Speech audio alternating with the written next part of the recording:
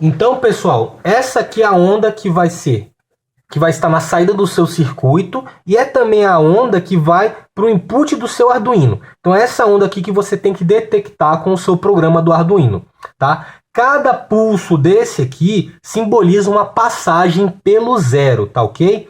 Uma passagem pelo zero da sua onda senoidal da rede elétrica. E ele também vai ter a frequência de 120 Hz, porque nós temos 120 passagens pelo zero em 1 segundo, tá? E a amplitude desses pulsos vai ser o seu VCC. O que é o VCC? Se sua placa do Arduino funciona com 5 volts, vai ser 5 volts. Se for 3,3 volts, aqui vai ser 3,3 volts. Beleza? Tem que ser compatível com os níveis lógicos alto, né, e baixo da sua placa do Arduino. Então, a partir do momento que você detecta esta onda aqui, bonitinha lá na sua entrada, você está sincronizado com a rede elétrica. E aí você pode fazer os seus cálculos para disparar o triac, beleza?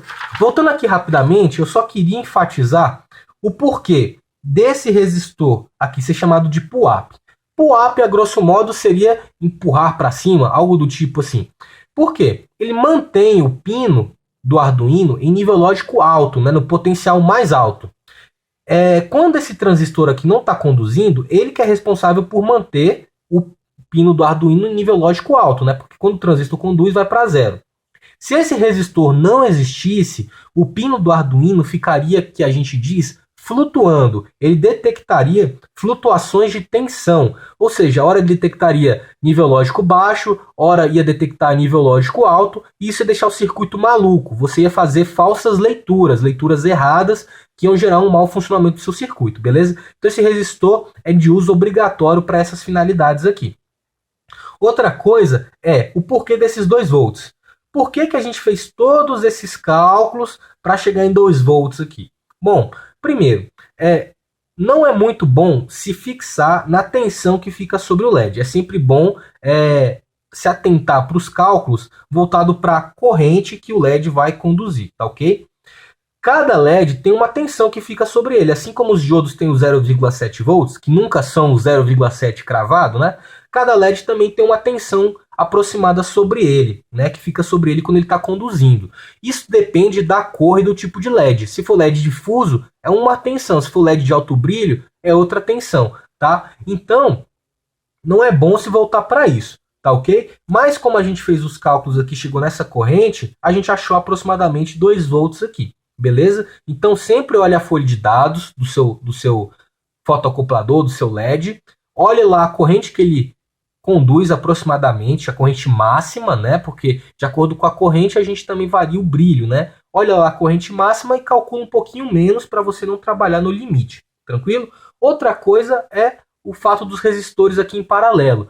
Tem que ser sempre 2 resistores de 47K em paralelo? Não, não precisa ser. Pode ser um resistor com aproximadamente essa resistência equivalente, de 23,5K, tá? Claro, esse valor aqui não é comercial, você não vai encontrar um resistor com esse valor, mas um valor aproximado, tá? E que tem a potência equivalente desses 2 resistores juntos. No caso, né, 2 watts, né, que cada um é 1 watt. Claro, lembrando, nunca deixe os 2 watts cravados, coloque um resistor um pouquinho maior para não trabalhar no limite, beleza? Então, passando aqui para o próximo circuito, essa é uma topologia parecida com a anterior, mas ela é mais econômica, tá? É para quem não quer gastar muito dinheiro, porque não tem a ponte de diodos, e para quem quer diminuir o espaço físico dos componentes, tá ok? Bom, olha só, a gente tem aqui os 2 resistorzinhos em paralelo, a gente tem um diodo aqui, né? E o LED aqui dentro do fotoacoplador. Esse diodo aqui está ligado em antiparalelo com o LED aqui de dentro. Tá? Olha só então, quando a gente tem nosso semiciclo positivo da onda senoidal, esse diodo aqui vai ficar polarizado diretamente, beleza? Positivo aqui no anodo, negativo no catodo. E esse LED aqui vai ficar polarizado reversamente, ó, positivo está no negativo dele, no catodo, beleza? Então quem vai conduzir no semiciclo positivo? O LED, beleza? E esse diodo aqui de fora não vai conduzir, tranquilo? No semiciclo negativo, a polaridade inverte. Ó. O LED vai ficar reversamente polarizado e esse diodo aqui vai ficar diretamente polarizado. Então é esse diodo que vai conduzir sempre nos semiciclos negativos, tá ok?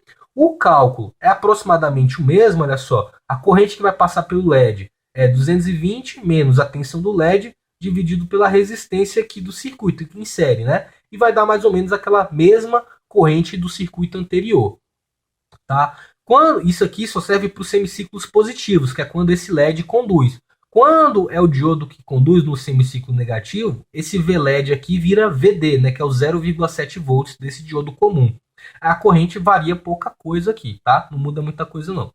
A potência do resistor continua sendo de 1 watt, beleza? E, bom, você não vai colocar também, né, 1 watt, como eu já disse. Coloca um pouquinho mais. Tranquilo? Bom, por que desse diodo aqui fora? Precisa mesmo desse diodo, né? Bom, eu colocaria assim, eu recomendo o uso desse diodo do lado de fora. Por quê? Nos semiciclos negativos, se não tivesse esse diodo, a tensão, né, seria comportada, os 2 volts que o LED conduz, seria aplicado aqui diretamente sobre o LED, né? Então ele teria uma corrente reversa. Observando pelo osciloscópio, a gente vê que ele dá umas osciladas assim, ele conduz, que é a chamada corrente de fuga. Mesmo polarizado reversamente, ele conduz um pouco, tá? E isso não é bom, tá? Então, para evitar essas tensões reversas, a gente coloca esse diodo aqui, tranquilo? Então, olha só, esses aqui são os gráficos das tensões sobre os diodos. Essa é a tensão sobre o diodo do lado de fora. Então, olha só, no semiciclo que ele conduz, ele segura sobre ele 0,7 volts. No semiciclo que ele não conduz, ele segura os 2 volts aqui polarizado reversamente sobre ele. Esses 2 volts são a tensão do LED. Por quê? Esses dois diodos estão em paralelo, então a tensão sobre eles é a mesma, né? Só que quando esse LED conduz, é 2 volts que fica aqui nesse conjunto. Quando esse diodo conduz, é 0,7 volts que fica aqui, tá? E aqui a tensão do LED, ó. Quando ele conduz, 2 volts. Quando ele não conduz, que é o outro diodo que está conduzindo, 0,7 volts sobre o conjunto aqui dos dois diodos em paralelo. Beleza? Olha só então, como é que vai ser o sinal de saída aqui desse circuito? É um pouco diferente, ó. Quando o diodo conduz no semiciclo positivo, o diodo conduz, aqui esse transistor conduz e o pino do Arduino vai pro terra. Então, aqui, ó, simboliza um semiciclo positivo. Quando o diodo não conduz, que é semiciclo negativo, o transistor não conduz e o pino do Arduino fica em VCC aqui pelo nosso resistor de pull-up. Então a gente vai ter mais 5 volts no Arduino, representando um semiciclo negativo, tá? Mas o que a gente quer saber são as passagens pelo zero. A gente não quer saber se é semiciclo positivo ou negativo. Então, nas transições de estado, ou seja, ó, do positivo para o negativo, aliás, do nível zero, né, para o nível alto, e do nível alto para o nível baixo, ou seja, na subida e na descida de borda, a gente tem passagem pelo zero, tá ok? Então você pode detectar isso, essa mudança de estado, usando interrupções, por exemplo, né? As interrupções detectam mudança de estado no pino do Arduino, mas isso aí é um assunto para outra videoaula. Então, chegou o momento de falar do circuito de acionamento com triac.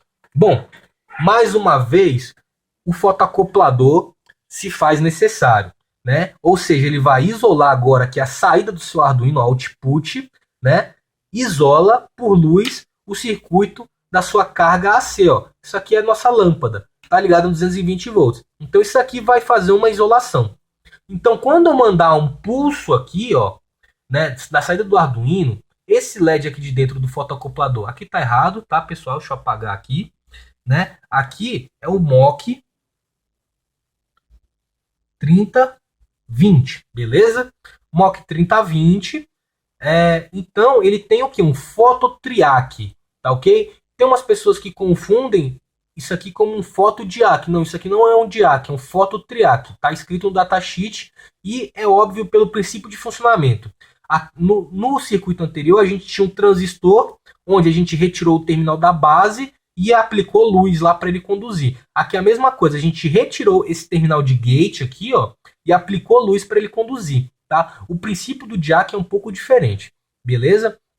Bom, então olha só, como funciona esse circuito? A gente tem aqui nosso circuito de snubber, né? Ó, a gente tem a lâmpada, a gente tem o nosso triac que vai conduzir ou não, né? E esse resistor com esse capacitor em série, ó, que vem aqui direto aqui da energia, 220 volts, e vem para o neutro, ele forma um circuito de snubber. E ele já ajuda a baixar a tensão que vai vir para esse triac aqui interno aqui do MOC. Tranquilo? Então, olha só. Quando eu dou um pulso aqui na saída do Arduino, tá? Esse triac conduz e ele joga um pulso no gate do transistor, do triac, né? Do tiristor. Então, esse triac aqui vai conduzir fazendo a lâmpada acender, tá? Note que o triac ele vai conduzir, né? Ó, olha aqui, ó, aqui já é um exemplo de onda, já, né? Que você fez os disparos para controlar a potência. Se eu faço o disparo aqui na metade do semiciclo, ó, aqui é a onda 220 volts da rede.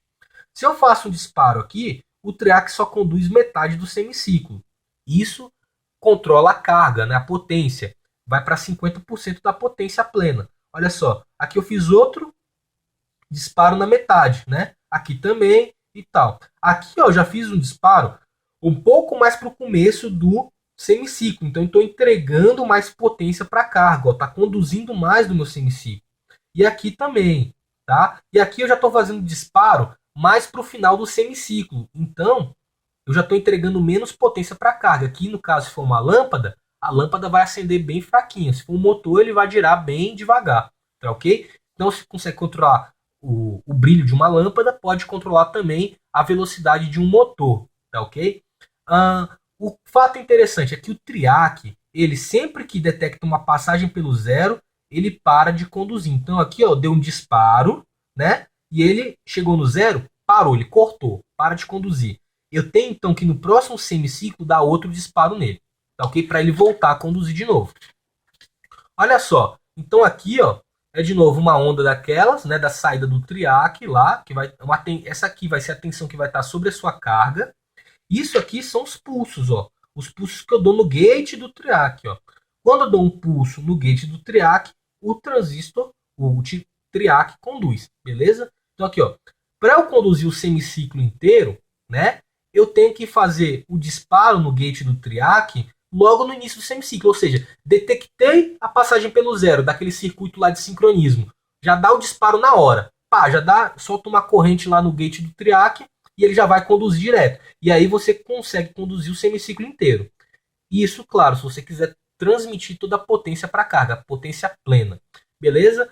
Então, galera, é isso aí, tá? Espero que tenham gostado da explicação. Eu quero depois montar um circuitinho e mostrar o funcionamento disso aqui, usando todos esses recursos que eu expliquei. Então, se curtiram, comentem o vídeo, dê um like aí, ajuda a gente a fazer mais vídeos, tranquilo? E bom, qualquer dúvida pode perguntar nos comentários, estou disponível aí para responder, tirar todas as dúvidas. Espero que tenha ajudado, ó. Falou!